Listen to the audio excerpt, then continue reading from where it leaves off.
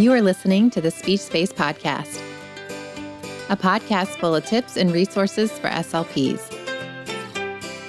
I'm your host, Jessica Cassidy, and this is episode 93.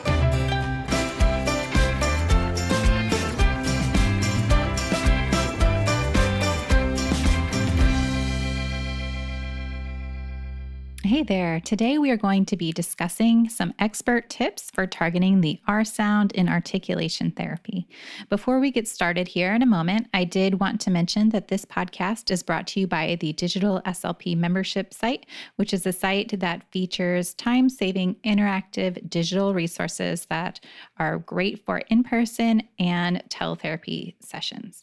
You can learn more, or you can sign up by heading on over to thedigitalslp.com/digital SLP. All right, so let's just dive right in and start talking about the R sound.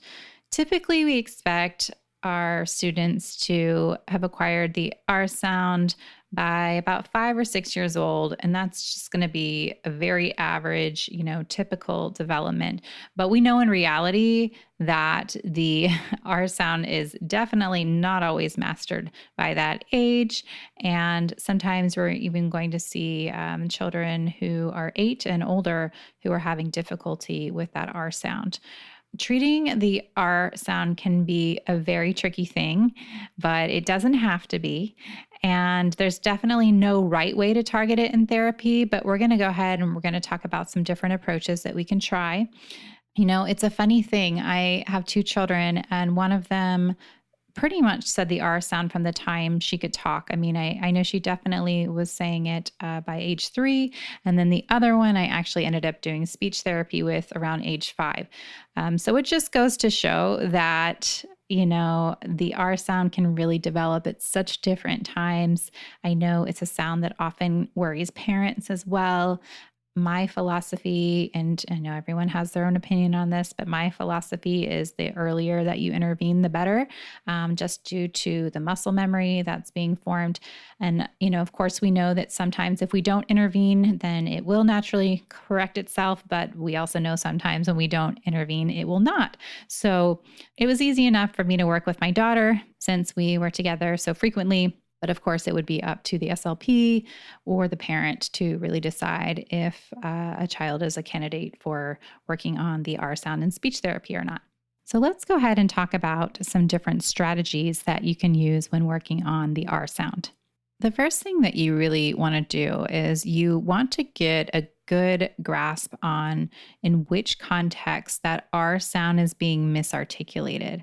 So something that can be really helpful is a really good R screener that's going to assess the R in different distinct allophone combinations. So maybe R as in car, or air as in software, ear as in near, as in butter, ire as in tire. You get the idea. But because of co-articulation, sometimes a student can master the R sound in one combination of sounds and not another. So once you assess this area, then you can determine which sounds the student might already have, and you can build on that context of the R that they already have.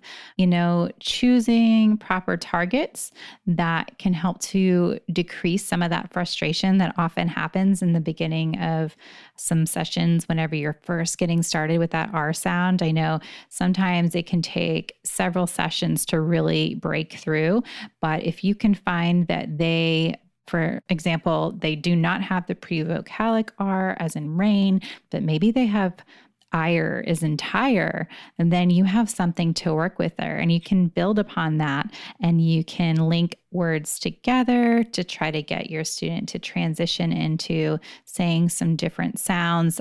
But you can build on that ire because the sound is in there. You can build on that to try to get your student where they need to be, perhaps with making that prevocalic R. The next thing we want to think about, and it is related to the co-articulation that we were just speaking of. But it can be helpful to think about prevocalic and postvocalic R alongside their preceding vowel sounds. So like I said, co-articulation, but this is a little bit of a different approach than just the screening and the different contexts like we talked about in the first tip. So to put this one into practice, we are going to choose words that end in R and then ask our student or our client to remove the R to focus on the vowel so that the client can focus on the motor plan for the preceding CV cluster. So for example, star becomes sta. In order to effectively do this, you must add the R back slowly using the proper cueing hierarchy. So the steps to transition might look like this. Practice do for door, and then practice do run with a distinct pause between those two words.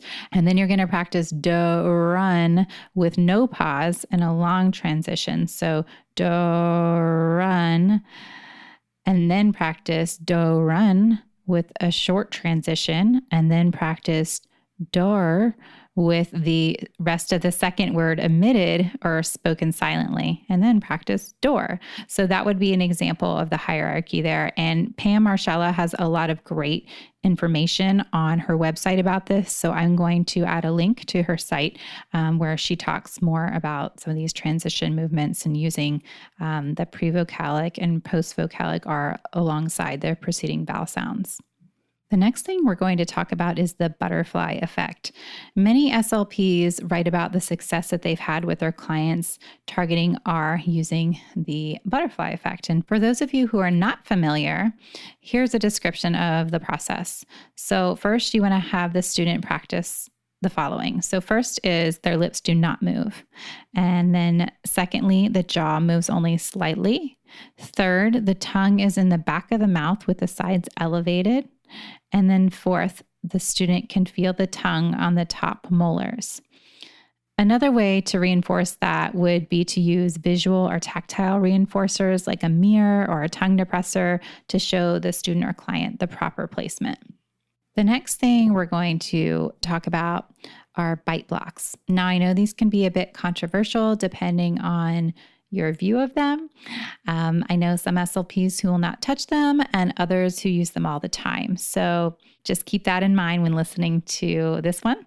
But bite blocks can help to facilitate the proper oral motor positioning for eliciting the R sound. And it can be really helpful in eliminating lip rounding. Now, if you didn't want to use a bite block or you didn't have one way to help with eliminating the lip rounding is to have your client or student smile when making the sound. What you could also do if you did have access to a bite block is you could put a small bite block between the lips while smiling, as the bite block will fall out if the lips are still rounded. So lip rounding during the production of the sound distorts the intended phoneme because the mouth needs to be open properly to produce it. And I just noticed, I don't know if this is going to bother any other SLPs listening, but I was saying the R sound most of this podcast, and then I just switched to calling it the sound. So as an SLP, as most of you listening know, it generally is referred to as the sound. But whenever I'm writing out the title, I say the R sound. I don't know why. So hopefully you all are still with me and know that I'm talking about the same thing as I'm saying the R sound or the sound. Anyway, just wanted to get that out of the way because that was bothering me a little bit. All right, let's move on to the last tip that we have here, and that is to encourage self-monitoring. One of the hardest aspects of targeting the sound is that the client oftentimes doesn't even realize that they're mispronouncing anything. Sometimes that student has habituated a sound in place of R that is easier than discriminating between what is a correct R sound and what is an incorrect production of the R sound. So having them become aware of the difference between the two is essential to success in whenever you're working on the R sound.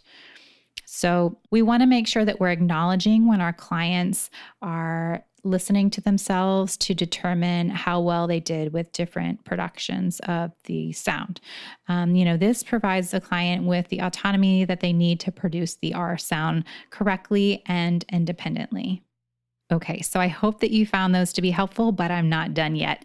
I found an old worksheet from graduate school, and this is actually a really cool assignment. And, I'm giggling a little bit because I save everything. And as much as I am the digital SLP, I still have a lot of papers left over from grad school. But on this paper, what our assignment was to write out all of these different strategies for working on the R sound. And I was so grateful for this because I actually did have a client and they were working on the R sound. And so I used this list of strategies. So I'm not going to go over the whole list today. I might do a part 2, but I am going to throw out a couple of the suggestions that I found useful that year in graduate school for the client that I was working with.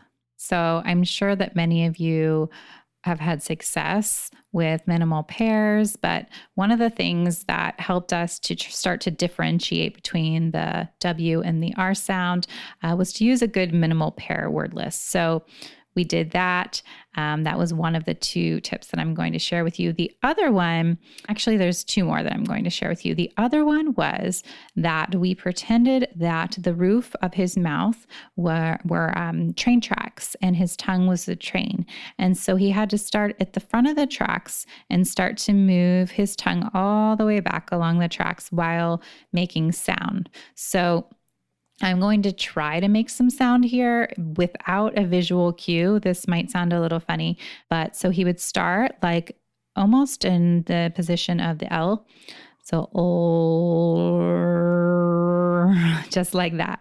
And as he dragged his tongue back, then it would start to change into more of an R sound. And now we know not everyone makes the R with their tongue in the same position. So that is something to keep in mind. But for this particular client, that was an effective strategy. So we use that train strategy. And then to build on that, actually, what you can do if you do find that that is somewhat helpful, then you can use the L, the N, or the D sounds and have your student or client work on putting your tongue in those positions for those sounds and then pulling the tongue back so it would make the lr, ner, or der sounds.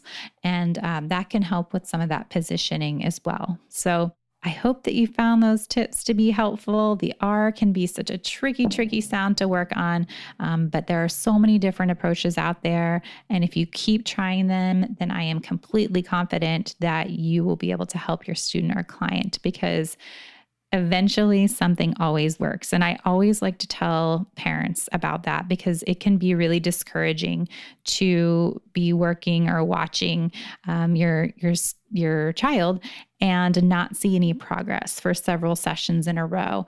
And sometimes it's just a matter of it clicking, and sometimes it's on that 4th session where something clicks. And then from that point on, it gets a lot easier, but you have to hit that breakthrough moment. So it's key to just kind of hang on until then and keep trying different strategies until you find something that works well for both you and your student or client. So thank you so much for tuning in today. I appreciate you listening. If you would like to sign up for a free trial of the Digital SLP, you can do that by heading on over to thedigitalslp.com/digital SLP. And if you would like to check out the show notes, you can do that by heading on over to thedigitalslp.com/podcast.